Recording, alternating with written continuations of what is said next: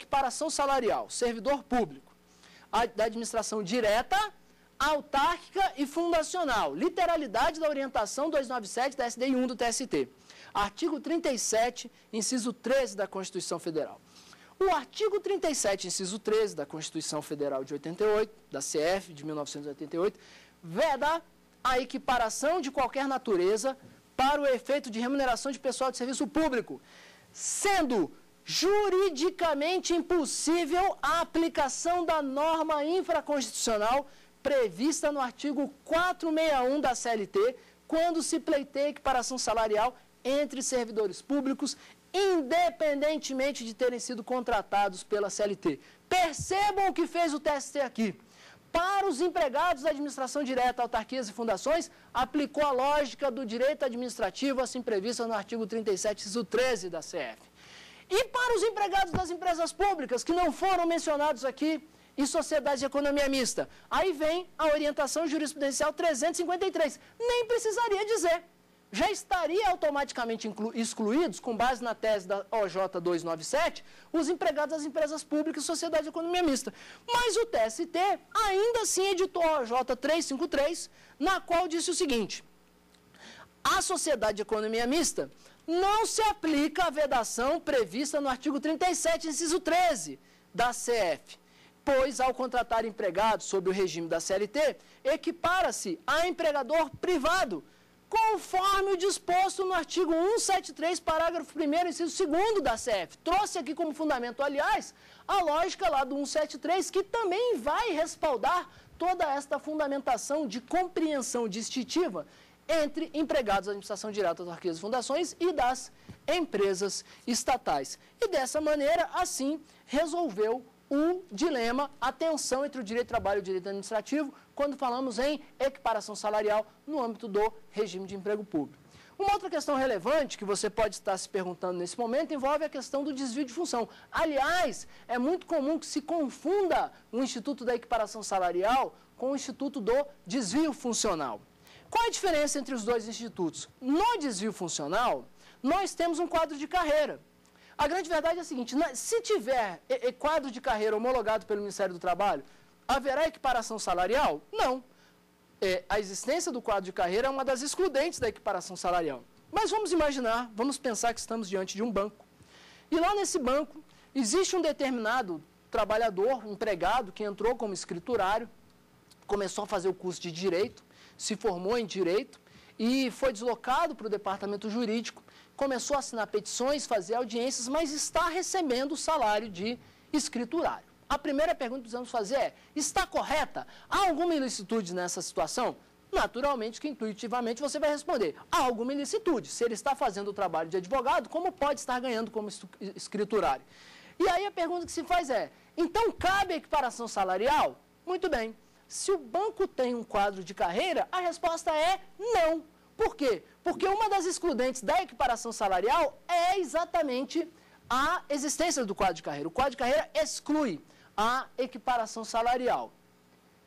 E aí, nesse caso, então, o que seria possível? Nesse caso, seria possível, estamos diante, na verdade, do desvio funcional. Ou seja, o que caberia aí? Em tese, caberia o enquadramento naquela outra condição, assim prevista no quadro de carreira, e as diferenças salariais. Muito bem, mas a pergunta que você pode fazer é a seguinte: e se este trabalhador, se este fato está ocorrendo na administração pública? Se este banco é um banco estatal, se este banco, por exemplo, for um banco como o Banco do Brasil no âmbito da União, a Caixa Econômica Federal no âmbito da União, um banco que tem natureza ou de sociedade de economia mista, como é o caso do primeiro exemplo, ou de empresa pública, como é o caso do segundo exemplo. Qual é a resposta a esta pergunta? O TST dá a resposta por meio da orientação jurisprudencial 125 da SDI1 do TST. O que o TST disse na OJ 125? Este trabalhador não terá direito ao enquadramento. No caso, ele fez concurso para quê? Para advogado ou para escriturário? Ele fez concurso para escriturário. Exatamente por conta da lógica do concurso público, o desvio funcional na administração pública não terá como consequência o enquadramento. Exatamente em função da lógica do concurso público. Porém, este trabalhador terá direito a receber as diferenças salariais. E com isso, terminamos aqui a abordagem do tema da equiparação salarial no âmbito da administração pública. Mas existe um outro assunto que também envolve uma repercussão desta tensão entre a lógica do direito do trabalho e a lógica do direito administrativo quando falamos em regime de emprego público, quando falamos em aplicação do direito do trabalho à administração pública, envolvendo a temática da alteração do contrato de trabalho. Em primeiro lugar, é preciso que você entenda que no direito do trabalho, lá no artigo 2º da CLT, que define as características do empregador, o artigo 2º da CLT vai nos dizer que o empregador é a empresa individual ou coletiva que assume os riscos da atividade econômica, admite, dirige e assalaria a prestação de serviço. E essa assunção de riscos da atividade econômica está vinculado a um conceito chamado alteridade. O que é alteridade? A alteridade tem a ver com a assunção de riscos. Exatamente em função dessa assunção de riscos, exatamente em função do fato de que quem assume o risco da atividade econômica é o empregador, nós teremos no direito do trabalho uma limitação a trazer para o contrato de trabalho a aplicação da cláusula rebus sic stantibus lá do direito civil, da teoria da imprevisão lá do direito civil, em função do fato de que, se é o empregador que assume o risco da atividade econômica, a mudança nas condições fáticas e econômicas prevalentes no contexto da contratação não irá autorizar a modificação do contrato de trabalho, principalmente no sentido de redução de direitos do empregado. Exatamente por conta desta lógica, o artigo 468 da CLT vai exigir como requisitos para a alteração do contrato de trabalho a ausência de prejuízo e o consentimento do empregado. E, tomando emprestado essa regra, e a regra também da condição mais benéfica, enquanto desdobramento do princípio da proteção, vamos imaginar uma situação de um supermercado, na qual um dirigente do supermercado assuma a direção do supermercado e um belo dia diga o seguinte para os empregados: olha, a partir de hoje, a jornada aqui de todo mundo é 8, eu vou reduzir essa jornada para 6, porque eu acho que não faz sentido trabalhar 8 horas por dia, mantendo o salário de todo mundo. Muito bem, e aí a jornada passa a ser de 6, né? A pergunta que precisamos fazer é: aquela nova jornada reduzida com manutenção de salário corresponde a uma nova regra que irá incorporar ao patrimônio jurídico contratual daqueles empregados? À luz da condição mais benéfica, sem dúvida nenhuma que sim. Muito bem. Um belo dia, chega um novo gerente, e esse novo gerente fala: olha, está tudo errado o gerente anterior. Vamos voltar para a jornada de 8, e obviamente que sem aumentar salário, porque o limite constitucional é 8, o que foi contratado inicialmente era 8. Vamos voltar para 8, porque aquele gerente anterior estava equivocado. E aí eu pergunto aos senhores que estão nos assistindo, né, e aos alunos, perguntaria o seguinte: é possível voltar à jornada de 8? Não teria ocorrido uma incorporação àquela nova cláusula contratual mais benéfica de redução da jornada para 6? Naturalmente que de pronto todos responderiam que sim. O problema é se não estivermos diante de um supermercado, estivermos diante da administração pública. É possível retornar à jornada originalmente contratada? Exatamente esse tema foi objeto de enfrentamento pelo Tribunal Superior do Trabalho. E percebam que temos aí, mais uma vez, aquele conflito entre a lógica do direito administrativo e a lógica do direito do trabalho. Imaginem os senhores, um reitor de uma universidade que é eleito, e esse caso é real, né, essa situação que eu estou contando, e não é uma situação incomum, o administrador público toma, né, assume a gestão daquele segmento da administração pública e resolve reduzir a jornada de empregados mantendo os salários. O outro administrador, às vezes até por orientação da consultoria jurídica, fala: não, é para voltar à jornada anterior. Não estamos mais falando do supermercado. E a pergunta que se faz é possível voltar à jornada anterior? Se nós refletirmos sobre esse ato do administrador público à luz do artigo 37, à luz do princípio da legalidade, o administrador público poderia ter tomado essa atitude?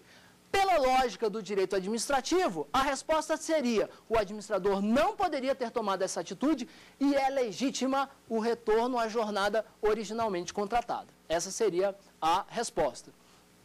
E aí, o que fez o TST para resolver esse impasse? O TST resolveu esse impasse por meio da OJ, da Orientação Jurisprudencial 308 da SDI 1. O que disse o TST por meio da OJ 308? Mais uma vez, o TST separou empregados da administração direta, autarquias e fundações, por um lado. Por outro lado, o TST colocou os empregados das empresas públicas e sociedades de economia mista. E o que disse? Para os empregados da administração direta, autarquias e fundações, prevalece a lógica do direito administrativo. Não se aplica o artigo 468 da CLT. Pode voltar à jornada anterior. Prevalência do princípio da legalidade.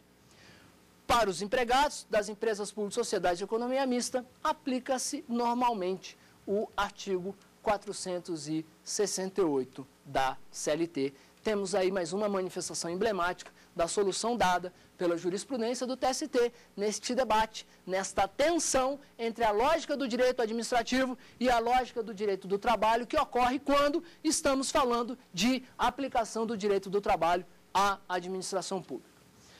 Muito bem, nesta aula de hoje, nós tratamos do estabelecimento e do desenvolvimento do contrato de trabalho na administração pública. Na verdade, tratamos principalmente das peculiaridades decorrentes da tensão entre o direito administrativo e o direito do trabalho quando estamos tratando de emprego público.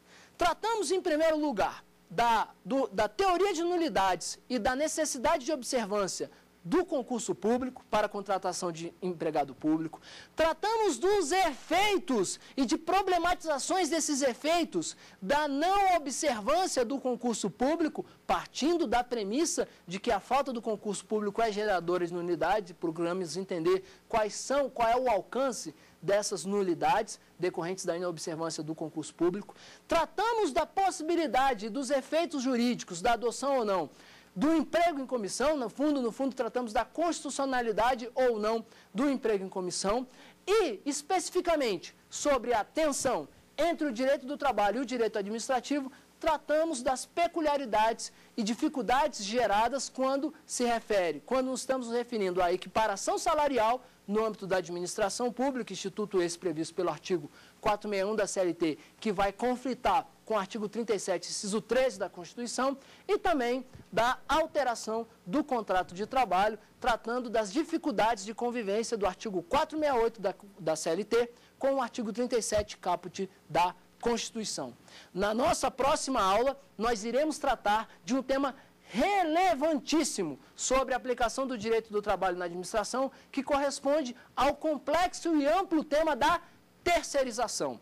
Então, não perca na nossa próxima aula, vamos tratar especificamente de terceirização, conceitos e uma série de problematizações e aspectos relevantes quando estamos falando da adoção deste modelo de terceirização no âmbito da administração pública. Se você tiver alguma dúvida, basta sobre o tema da aplicação do direito do trabalho na administração pública que estamos tratando aqui, basta mandar um e-mail para o saberdireito@stf.jus.br, saberdireito@stf.jus.br. Agradeço a sua atenção e espero que esses conceitos sejam de grande relevância para a compreensão do direito do trabalho na administração pública, tanto para você que pretende se aprofundar e compreender um pouco mais sobre esse tema, quanto aqueles que procuram fazer concursos públicos e, em geral, a sociedade em geral, que é preciso que conheça as consequências e os desdobramentos da aplicação do direito do trabalho na administração pública.